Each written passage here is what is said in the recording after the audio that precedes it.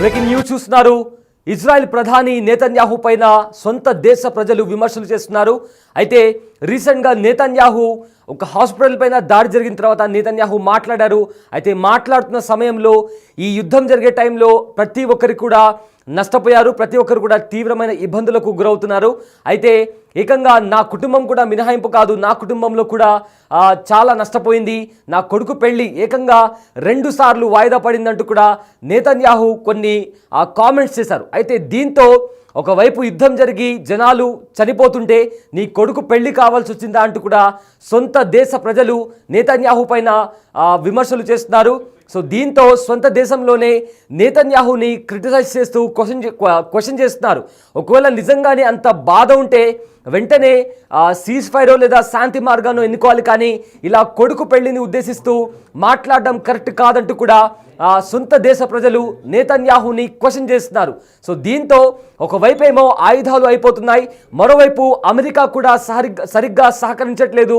ఇక ఇరాన్ కూడా భీకర దాడులు చేస్తుంది. సో ఇవన్నీ జరుగుతున్న టైంలో నేతన్యాహుకి ఎటు చూసినా కూడా ఏదో ఒక సమస్యతో నేతన్యాహు కంప్లీట్గా ఒంటరైపోయినట్టు తెలుస్తుంది.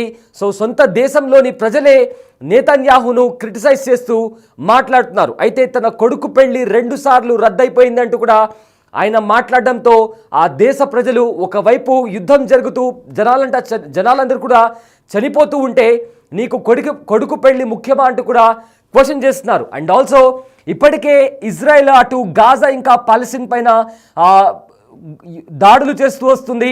అండ్ రీసెంట్గా కూడా ఇరాన్తో యుద్ధం మొదలవ్వడంతో ఇజ్రాయెల్లో ఉన్న ఆయుధాలు అయితే ఉన్నాయో అవి చాలా వరకు కూడా కంప్లీట్గా అయిపోయాయి. ఇజ్రాయెల్ దగ్గర ఎక్కువ మొత్తంలో ఆయుధాలు లేవంటూ కూడా ఇప్పటికే కొన్ని నివేదికలు చెప్తున్నాయి. అండ్ ఇప్పుడు కూడా అమెరికా కూడా కాస్త వెనక్కి తగ్గింది. అమెరికా కూడా ఇరాన్ పైన దాడి చేయడానికి ఏవైతే ఆయుధాలు కావాలో అవి సప్లై చేయడానికి కూడా నిరాకరించినట్టు తెలిసింది. అండ్ ఆల్సో ట్రంప్ కూడా కొన్ని కీలక వ్యాఖ్యలు చేశారు.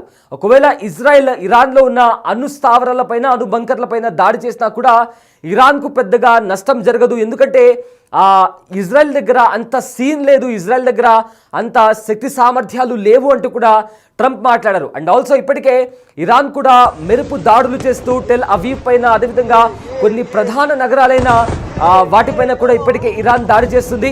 దీంతో సొంత దేశంలోనే సొంత ప్రజలే నేతన్యాహును ప్రశ్నిస్తున్నారు, క్వశ్చన్ చేస్తున్నారు, అండ్ ఆల్సో విమర్శిస్తున్నారు. ఒకవైపేమో ప్రజలు చనిపోతున్నారు, ఆయుధాలు అయిపోతున్నాయి, అమెరికా సపోర్ట్ చేయట్లేదు, సీజ్ ఫైర్ కూడా అవ్వట్లేదు. ఇవన్నీ జరుగుతున్న టైంలో నీ కొడుకు పెళ్లి గుర్తొచ్చిందా అంటూ కూడా అక్కడి ప్రజలు కూడా క్వశ్చన్ చేసినటువంటి పరిస్థితి కనిపించింది. అయితే నేతన్యాహు ఏం మాట్లాడారో ఒకసారి విందాం.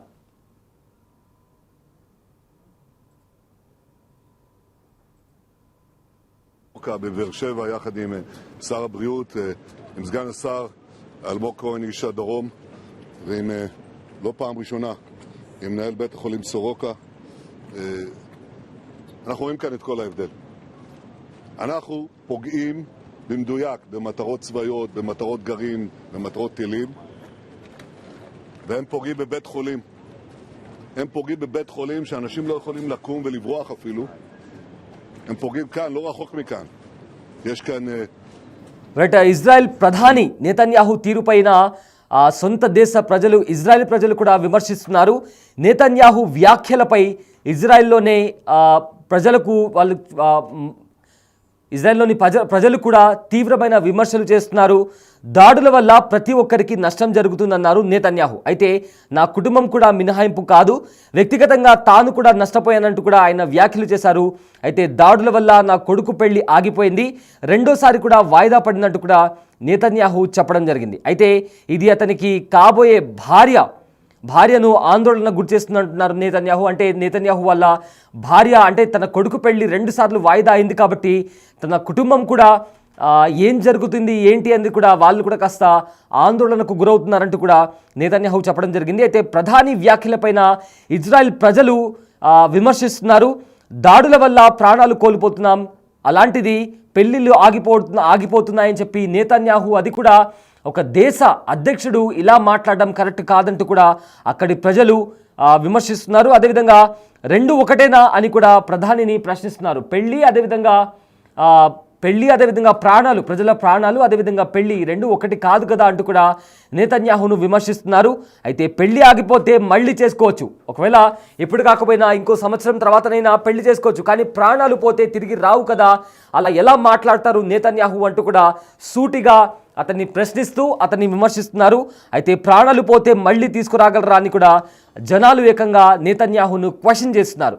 ఇప్పటికే అమెరికా కూడా మెల్లగా ఇజ్రాయెల్కి సపోర్ట్ చేయడం, కాస్త సపోర్ట్ని కూడా తగ్గించింది. ఎందుకంటే ఒక పెద్ద స్టేట్మెంట్ని కూడా ఇచ్చారు ట్రంప్.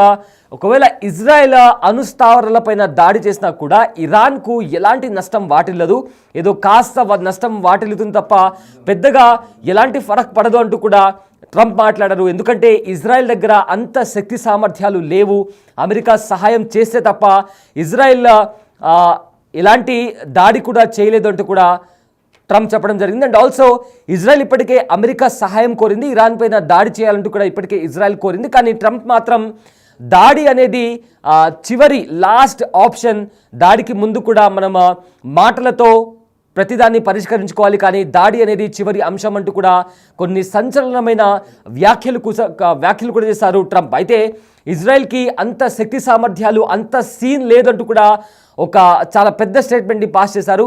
అండ్ మరోవైపు ఏమో ఇప్పటికే ఇరాన్ యూరోపియన్ దేశాలకు కూడా వెళ్ళి అక్కడ శాంతి చర్చలు జరిగేలాగా కూడా అక్కడ యూరోపియన్ దేశాలతో మాట్లాడుతుంది.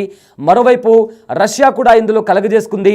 ఇప్పటికే చైనా సీక్రెట్గా ఇరాన్కు సపోర్ట్ అందిస్తుంది అనే ఒక నివేదికలు కూడా బయటకు వస్తున్నాయి. ఇక నార్త్ కొరియా, ఎందుకంటే రష్యా ఆల్రెడీ ఇరాన్కు సపోర్ట్ చేస్తుంది కాబట్టి నార్త్ కొరియా కూడా ఇండైరెక్ట్గా ఇరాన్కే సపోర్ట్ చేస్తుంది అని కూడా కొన్ని అంతర్జాతీయ మీడియా కథనాల్లో కూడా వచ్చింది. సో మొత్తం మీద ఇజ్రాయెల్కు మెల్లమెల్లగా ఏదో ఒక సమస్య వచ్చి పడుతోంది అమెరికా నుంచి, లేదా ఏదైనా వాళ్ళ దగ్గర ఉన్న ఆయుధాలు కూడా అయిపోవడంతో కూడా అండ్ ఆల్సో ప్రజెంట్ సొంత దేశ ప్రజలే నేతన్యాహును కూడా ప్రశ్నిస్తున్నారు. ప్రాణాలు పెళ్లి రెండు ఒకటేనా, ప్రాణాలు పోతే మళ్ళీ తిరిగి తీసుకురాగలరా, అదే పెళ్లి ఒకసారి ఆగిపోతే ఒక సంవత్సరం తర్వాత అన్న పెళ్లి చేసుకోవచ్చు అంటూ కూడా చెప్పారు. అదేవిధంగా ఇంతమంది చనిపోతూ ఉంటే, ఇంతమంది ప్రాణాలు కోల్పోతుంటే మీకు పెళ్లి గుర్తుకొచ్చిందా అంటూ కూడా ఇప్పటికే తీవ్ర స్థాయిలో విమర్శిస్తున్నారు అక్కడి ప్రజలు. సో ఇప్పుడు ప్రజెంట్ అయితే ఈ యుద్ధానికి సంబంధించి ఇరాన్ భీకర దాడులు చేస్తుంది, అదేవిధంగా ఇజ్రాయెల్ కూడా అదే రీతిలో దాడి చేస్తుంది. కానీ ఇజ్రాయెల్ దగ్గర వెపన్స్ అయిపోతూ ఉన్నాయని చెప్పి కూడా ఇప్పటికే చాలామంది కూడా అంతర్జాతీయ మీడియా కథనాల్లో కూడా మాట్లాడడం జరిగింది. సో ఫర్దర్గా ఏం జరుగుతుంది, శాంతి చర్చలు జరిగి సీజ్ ఫైర్ అనేది జరుగుతుందా, అండ్ దాని తర్వాత అమెరికా ఏదైతే న్యూక్లియర్ డీల్ గురించి మాట్లాడుతుందో ఆ న్యూక్లియర్ డీల్కి సంబంధించి కూడా ఇరాన్ ఒప్పుకుంటుందా లేదా అనేది కూడా ఇప్పుడు ఒక బిగ్ క్వశ్చన్ మార్క్.